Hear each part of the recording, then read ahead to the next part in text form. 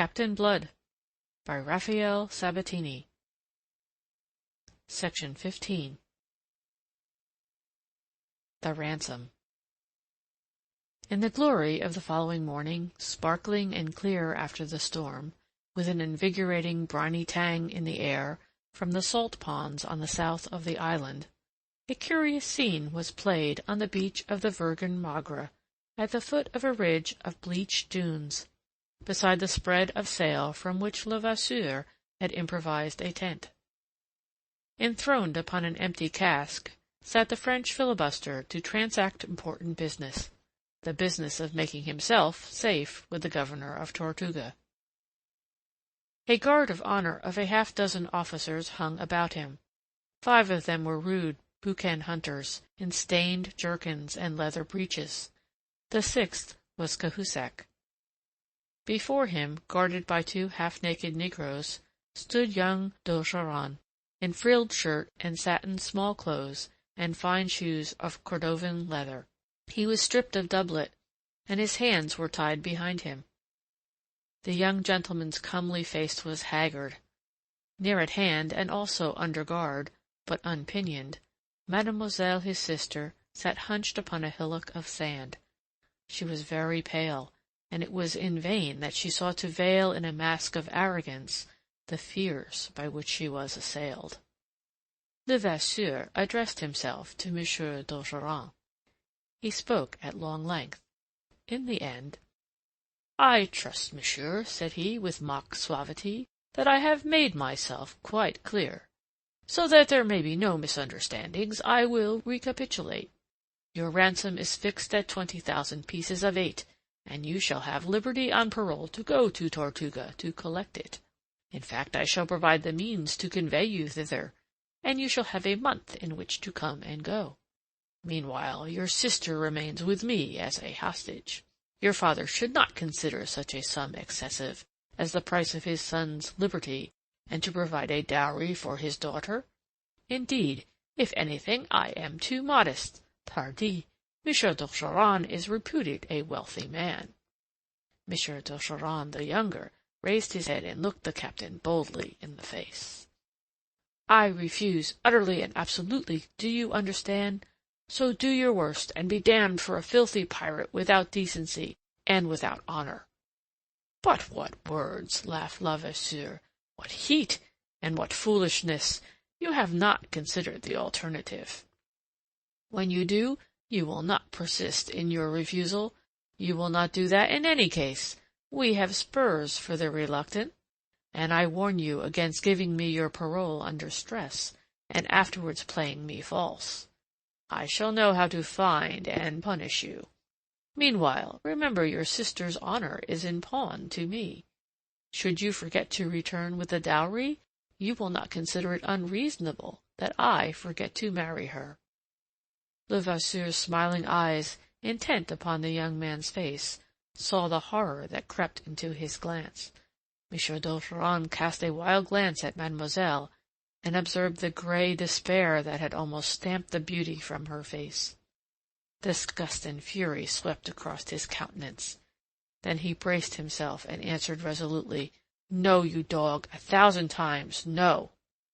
"You are foolish to persist." Levasseur spoke without anger, with a cold, mocking regret. His fingers had been busy tying knots in a length of whipcord. He held it up. "You know this?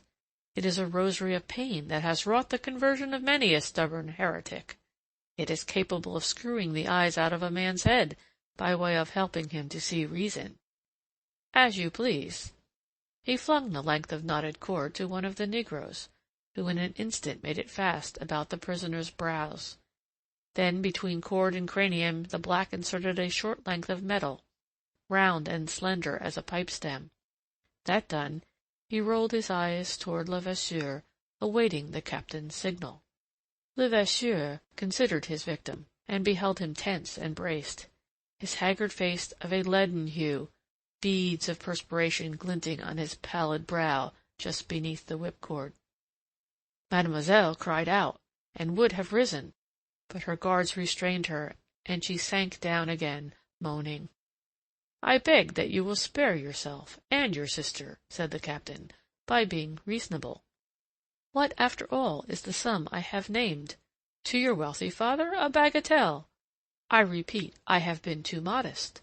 But since I have said 20,000 pieces of 8, 20,000 pieces it shall be."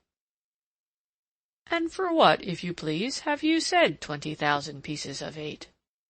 In execrable French, but in a voice that was crisp and pleasant, seeming to echo some of the mockery that had invested Levasseur's, that question floated over their heads. Startled, Levasseur and his officers looked up and around. On the crest of the dunes behind them, in sharp silhouette against the deep cobalt of the sky, they beheld a tall, lean figure, scrupulously dressed in black with silver lace, a crimson ostrich plume curled about the broad brim of his hat, affording the only touch of color. Under that hat was the tawny face of Captain Blood. Levasseur gathered himself up with an oath of amazement. He had conceived Captain Blood by now well below the horizon, on his way to Tortuga, assuming him to have been so fortunate as to have weathered last night's storm. Launching himself upon the yielding sand, into which he sank to the level of the calves of his fine boots of Spanish leather, Captain Blood came sliding erect to the beach. He was followed by Wolverstone and a dozen others. As he came to a standstill, he doffed his hat with a flourish to the lady. Then he turned to Levasseur. "Good morning, my captain," said he, and proceeded to explain his presence. "It was last night's hurricane compelled our return. We had no choice but to ride before it with stripped poles, and it drove us back the way we had gone. Moreover, as the devil would have it, the Santiago sprang her mainmast, and so I was glad to put into a cove on the west of the island a couple miles away, and we've walked across to stretch our legs, and to give you good day. But who are these?" And he designated the man and the woman. Cahusac shrugged his shoulders, and tossed his long arms to heaven. "Voilà!" said he pregnantly to the firmament. Levasseur gnawed his lip, and changed color, but he controlled himself to answer civilly. "As you see, 2 prisoners. Ah!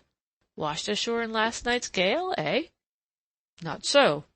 Levasseur contained himself with difficulty before that irony. "They were in the Dutch brig." "I don't remember that you mentioned them before."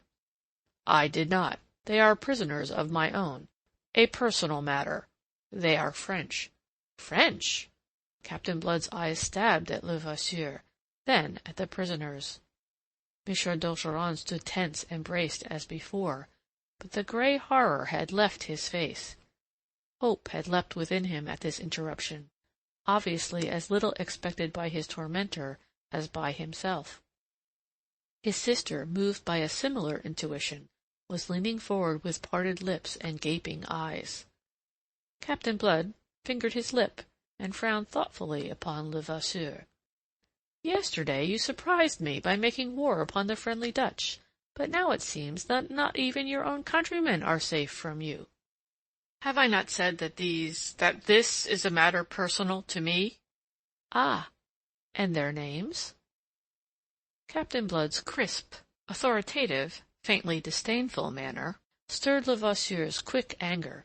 The blood crept slowly back into his bleached face, and his glance grew in insolence, almost in menace.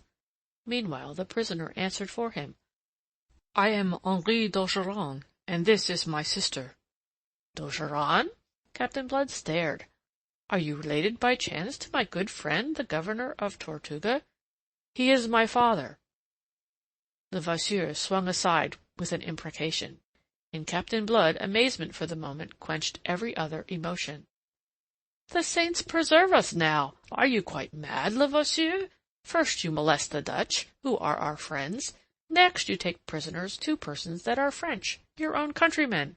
And now, faith, they're no less than the children of the governor of Tortuga, which is the one safe place of shelter that we enjoy in these islands." Levasseur broke in angrily. "Must I tell you again that this is a matter personal to me? I make myself alone responsible to the governor of Tortuga." "And the 20,000 pieces of 8? Is that also a matter personal to you?" "It is." Now I don't agree with you at all." Captain Blood sat down on the cask that Levasseur had lately occupied, and looked up blandly. "I may inform you, to save time, that I heard the entire proposal that you made to this lady and this gentleman, and I'll also remind you that we sail under articles that admit no ambiguities. You have fixed their ransom at 20,000 pieces of 8. That sum then belongs to your crews and mine, in the proportions by the articles established. You'll hardly wish to dispute it. But what is far more grave is that you have concealed from me this part of the prizes taken on your last cruise, and for such an offence as that the articles provide certain penalties that are somewhat severe in character." "Ho, ho!" laughed Levasseur unpleasantly, then added, "If you dislike my conduct, we can dissolve the association." "That is my intention, but we'll dissolve it when and in the manner that I choose, and that will be as soon as you have satisfied the articles under which we sailed upon this cruise." "What do you mean?" "I'll be as short as I can," said Captain Blood. "I'll waive for the moment the unseemliness of making war upon the Dutch, of taking French prisoners, and of provoking the anger of the governor of Tortuga. I'll accept the situation as I find it. Yourself you fixed the ransom of this couple at 20,000 pieces, and as I gather, the lady is to be your perquisite. But why should she be your perquisite more than another's, seeing that she belongs by the articles to all of us, as a prize of war?" Black as thunder grew the brow of Levasseur. "However," added Captain Blood, "I'll not dispute her to you if you are prepared to buy her." "Buy her?" "At the price you have set upon her." Levasseur contained his rage, that he might reason with the Irishman. "That is the ransom of the man. It is to be paid for him by the governor of Tortuga." "No, no, ye've parcelled the twain together. Very oddly, I confess. Ye've set their value at 20,000 pieces, and for that sum you may have them, since you desire it, but you'll pay for them the 20,000 pieces that are ultimately to come to you, as the ransom of one and the dowry of the other, and that sum shall be divided among our crews. So that you do that, it is conceivable that our followers may take a lenient view of your breach of the articles we jointly signed." Levasseur laughed savagely. "Ah, ça, credieu, the good jest!" "I quite agree with you," said Captain Blood. To Levasseur the jest lay in that Captain Blood, with no more than a dozen followers, should come there attempting to hector him, who had 100 men within easy call. But it seemed that he had left out of his reckoning something which his opponent had counted in. For, as laughing still, Levasseur swung to his officers, he saw that which choked the laughter in his throat. Captain Blood had shrewdly played upon the cupidity that was the paramount inspiration of those adventurers, and Levasseur now read clearly on their faces how completely they adopted Captain Blood's suggestion that all must participate in the ransom which their leader had thought to appropriate to himself. It gave the gaudy ruffian pause, and whilst in his heart he cursed those followers of his who could be faithful only to their greed, he perceived, and only just in time, that he had best tread warily. "You misunderstand," he said, swallowing his rage. "The ransom is for division when it comes.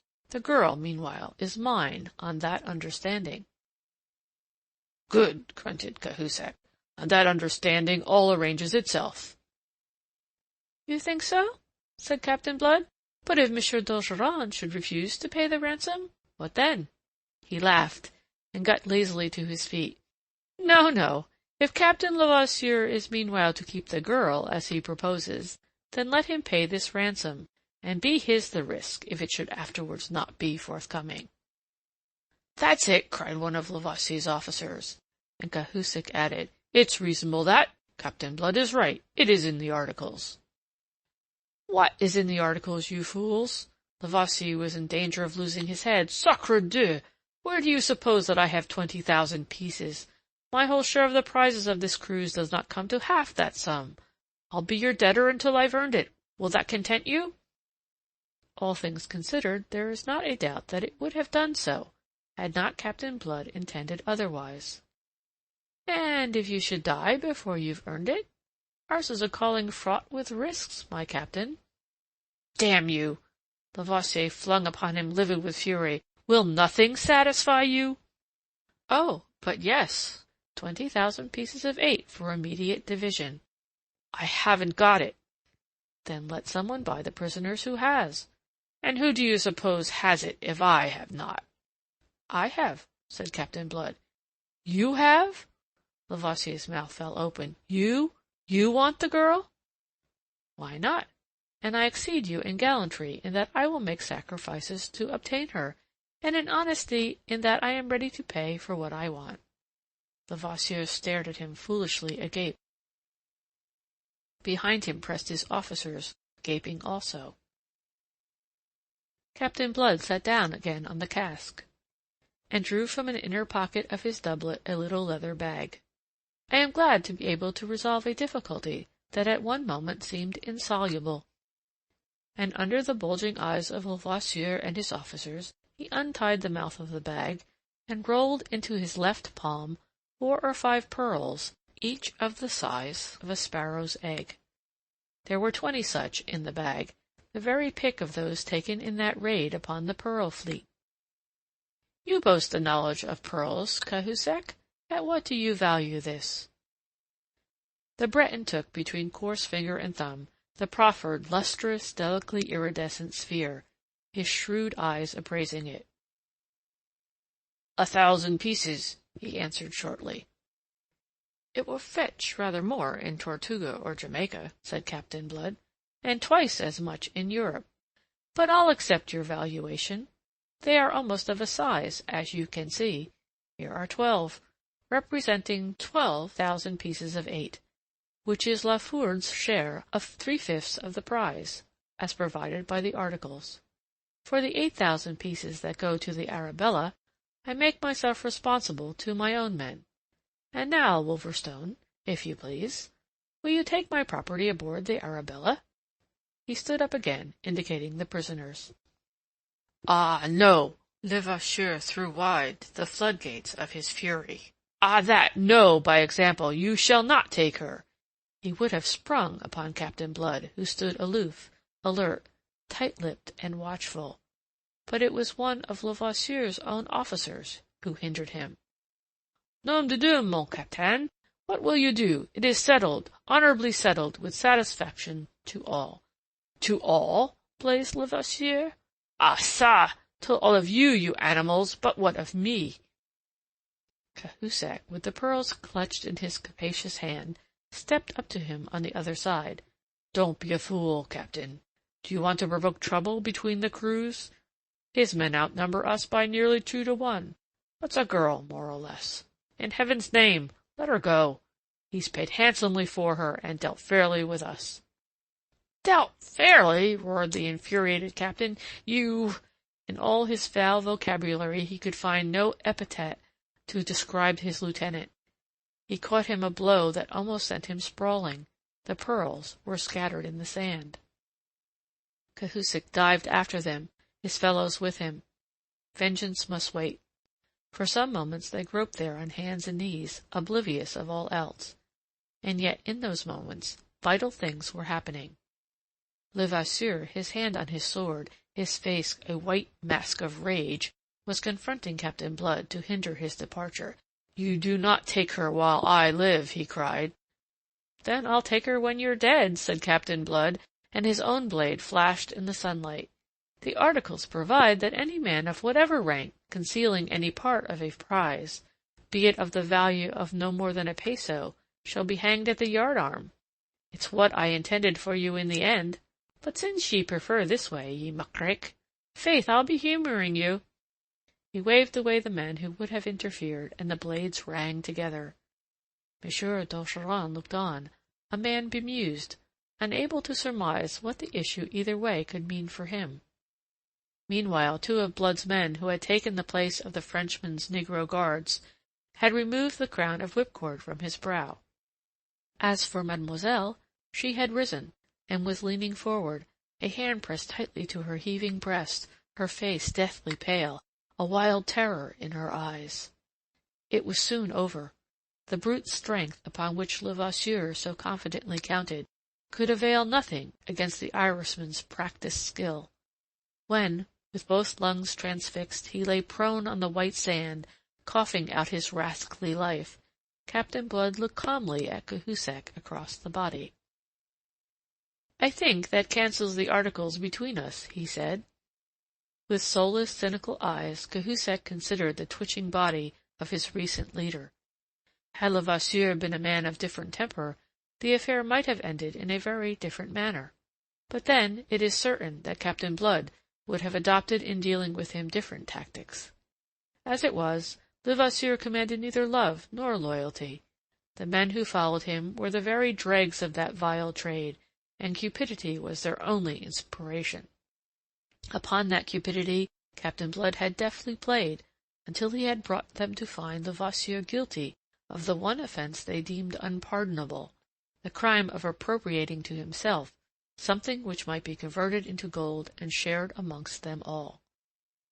Thus, now the threatening mob of buccaneers that came hastening to the theatre of that swift tragi-comedy were appeased by a dozen words of Cahusac's. Whilst they hesitated, Blood added something to quicken their decision. "If you will come to our anchorage, you shall receive at once your share of the booty of the Santiago, which you may dispose of as you please." They crossed the island, the two prisoners accompanying them, and later that day, the division made, they would have parted company, but that Cahusac, at the instances of the men who had elected him Levasseur's successor, offered Captain Blood anew the services of that French contingent. "If you will sail with me again," the captain answered him, "you may do so on the condition that you make your peace with the Dutch, and restore the brig and her cargo." The condition was accepted, and Captain Blood went off to find his guests, the children of Governor Tortuga.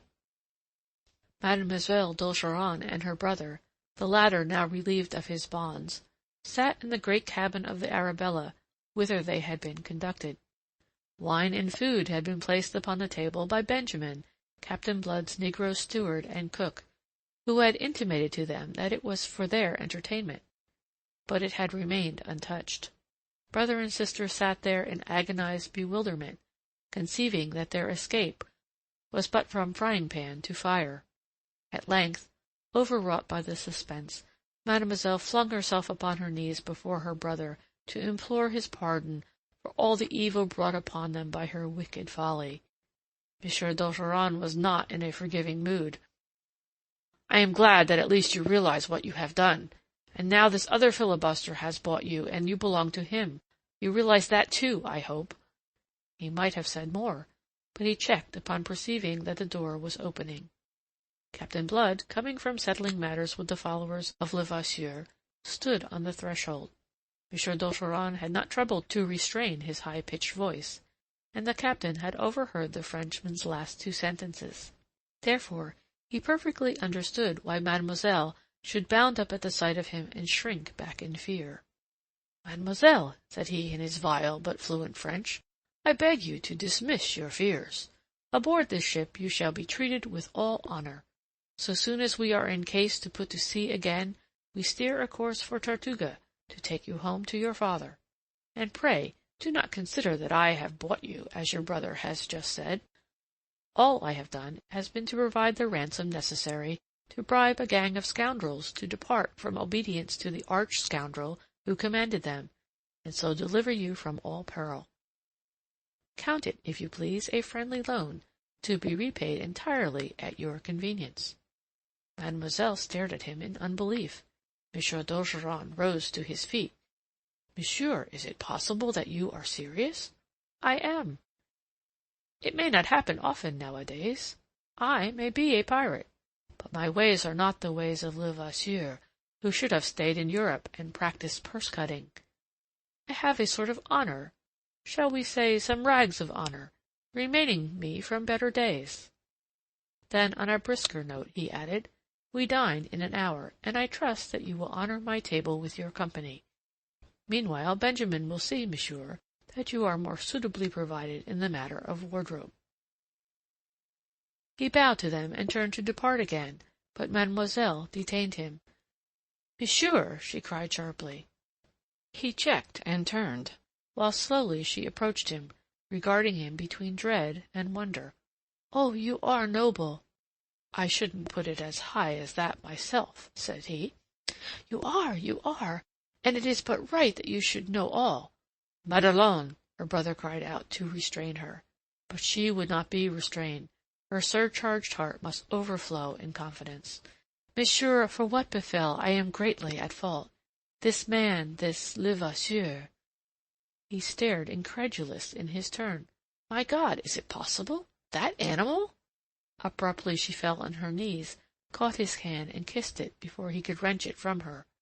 "What do you do?" he cried. "En amende.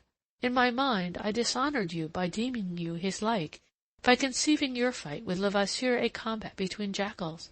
On my knees, monsieur, I implore you to forgive me." Captain Blood looked down upon her, and a smile broke on his lips, irradiating the blue eyes that looked so oddly light in that tawny face. "Why, child," said he, "I might find it hard to forgive you the stupidity of having thought otherwise." As he handed her to her feet again, he assured himself that he had behaved rather well in the affair. Then he sighed.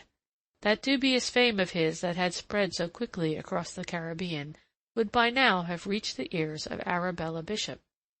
That she would despise him he could not doubt, deeming him no better than all the other scoundrels who drove this villainous buccaneering trade. Therefore he hoped that some echo of this deed might reach her also, and be set by her against some of that contempt.